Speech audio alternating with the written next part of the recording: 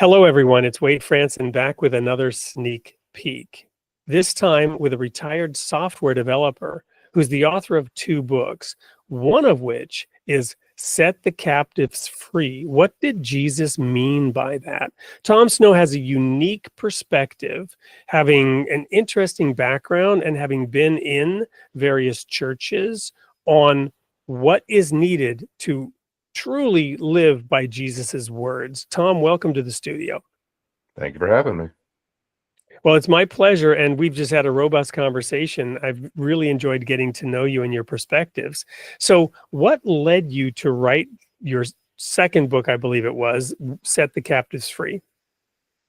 It was 55 years worth of going through the garbage that's in the churches. Don't get me wrong, there's some good churches and some good leaders, but there's a lot of garbage out there.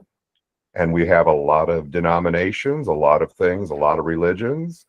And we in the Christian church need to find the truth, which is in the Bible, not in false belief systems. We have to learn what's the difference.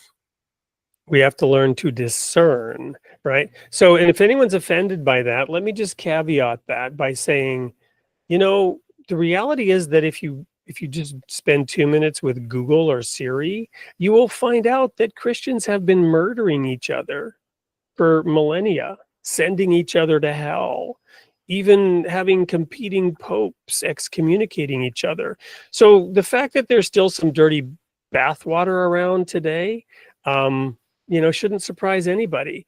But Tom, what's been the reaction to your books from the church, and have you had receptivity? Have you had opposition with this position? Receptivity with individuals, those who have been captive under these false belief systems, who've lived under the spiritual Stockholm syndrome.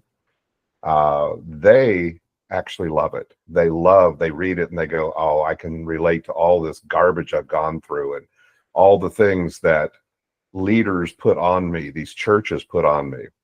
I've had leaders react negatively. Now, there are good leaders and those who don't want to be the rulers. And by the way, men love control and they love power. And so in the church, it's no different. You think, oh, well, they're religious leaders. No different. They want control, they want power, and they are resistant, to say the least.